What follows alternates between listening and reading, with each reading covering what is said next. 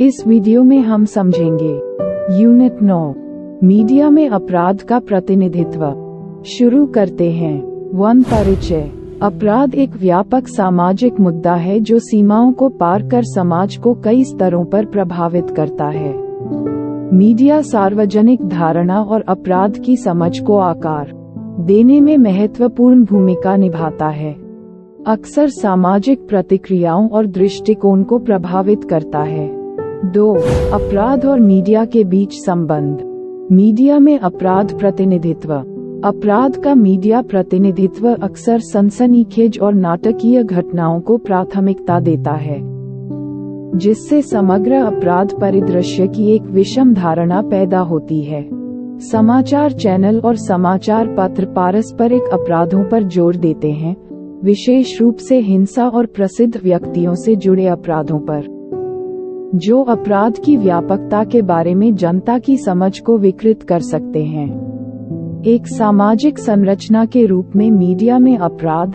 Media सामाजिक मूल्यों और मानदंडों का निर्माण और प्रसार करता है, अक्सर प्रमुख विचारधाराओं को मजबूत करता है और जनता की राय को प्रभावित करता है।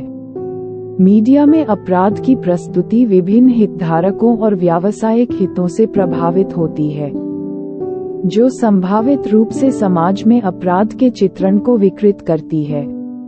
अपराध आधारित सामग्री में वृद्धि के कारण लाभप्रदता पर मीडिया उद्योग का ध्यान अक्सर अपराध आधारित सामग्री को प्राथमिकता देता है। उच्च दर्शक संख्या और जुड़ाव के लिए सनसनीखेज और नाटकीय कथाओं पर जोर देता है। प्रमुख व्यक्तियों या सनसनीखेज घटनाओं से जुड़े अपराधों को अक्सर अधिक कवरेज दिया जाता है, जिससे मीडिया में अपराध आधारित सामग्री पर जोर बढ़ता है। अपराध मीडिया से चिंताएं। मीडिया में अपराध को सनसनीखेज बनाने से रूढ़िवादिता कायम हो सकती है, सार्वजनिक धारणा प्रभावित हो सकती है और कुछ समुदायों या व्यक्तियों को कलंकित करने में योगदान मिल सकता है। मीडिया कवरेज संभावित रूप से सार्वजनिक भय और सुरक्षा की धारणा को आकार दे सकता है, जिससे सामाजिक विश्वास और समग्र कल्याण पर असर पड़ सकता है। 3 साइबर क्राइम। साइबर अपराध का वर्गीकरण। साइबर अपराधों में हैकिंग, पहचान की चोरी और ऑनलाइन धोखाधड़ी सहित प्रौद्योगिकी का उपयोग करके की जाने वाली अवैध गतिविधियों की एक विस्तृत श्रृंखला शामिल है। वर्गीकरण में व्यक्तियों, संपत्ति, संगठनों और बड़े पैमाने पर समाज के खिलाफ साइबर अपराध शामिल हैं। साइबर अपराध के पीछे के उद्देश्य। साइबर अपराधी अक्सर वित्तीय लाभ, व्यक्तिगत प्रतिशोध या ऑनलाइन समुदायों में शक्ति और मान्यता की इच्छा से प्रेरित होते हैं। तकनीकी कमजोरियां।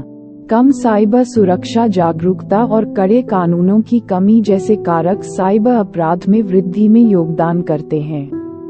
लक्ष्य समूह। साइबर अपराधों के प्रति सबसे अधिक संवेदनशील व्यक्तियों में लगातार इंटरनेट उपयोगकर्ता, स्मार्टफोन उपयोगकर्ता और सार्वजनिक वाईफाई नेटवर्क का उपयोग करने वाले लोग शामिल हैं।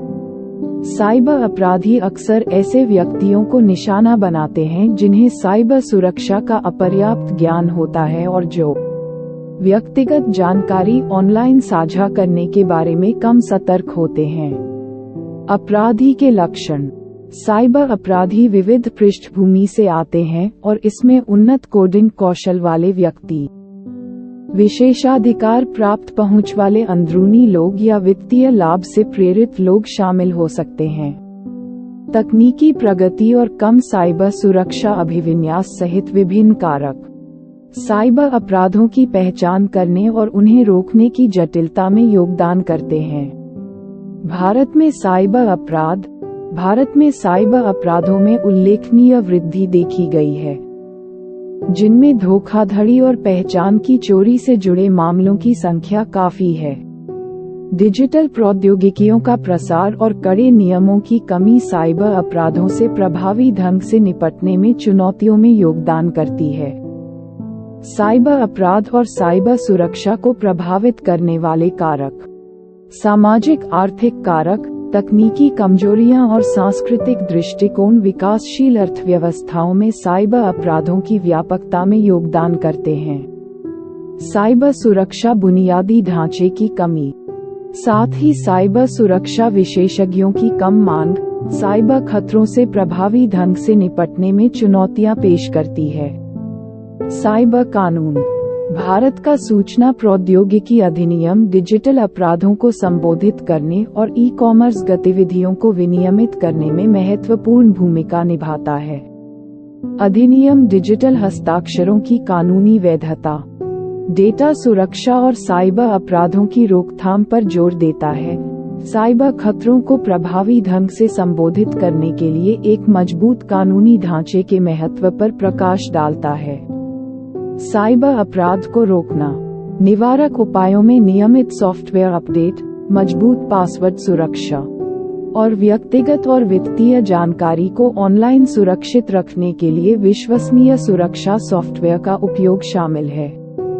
साइबर सुरक्षा प्रथाओं के बारे में जागरूकता और शिक्षा को बढ़ावा देना साइबर अपराधों से जुड़े जोखिमों को कम करने और व्यक्तियों और संगठनों के लिए एक सुरक्षित ऑनलाइन वातावरण सुनिश्चित करने के लिए महत्वपूर्ण है। 4. मीडिया हिंसा प्रभाव और हिंसक अपराध। मीडिया हिंसा के सिद्धांत, सैद्धांतिक दृष्टिकोण जैसे सामाजिक शिक्षण सिद्धांत और रेचन मॉडल, मीडिया हिंसा और आक्रामक व्यवहार के बीच जटिल संबंध को समझाने में मदद करते हैं। ये सिद्धांत व्यक्तियों की संज्ञानात्मक स्क्रिप्ट को आकार देने और उनकी व्यवहारिक प्रतिक्रियाओं को प्रभावित करने में मीडिया की भूमिका पर जोर देते हैं। खासकर हिंसक अपराधों के संदर्भ में मीडिया द्वारा होने वाली हिंसा को कम करने की रणनीतियाँ महत्वपूर्ण मीडिया साक्षरता को बढ़ावा देने और एक जिम्मेदार मीडिया संस्कृति को बढ़ावा देने से व्यक्तियों को मीडिया सामग्री और व्यवहार पर इसके संभावित प्रभाव की अधिक सूक्ष्म समझ विकसित करने में मदद मिल सकती है। सार्वजनिक संवाद को प्रोत्साहित करना और मीडिया उत्पादन के लिए पेशेवर दिशानिर्देशों को लागू करना मीडिया में हिंसा के अधिक जिम्मेदार और नैतिक चित्रण में योगदान दे सकता है, जिससे समाज में हिंसक व्यवहार पर संभावित प्रभाव कम हो सकता है। इस वीडियो के नोट्स विवरण बॉक्स में दिए गए हैं, कृपया इसे देखें। धन्यवाद।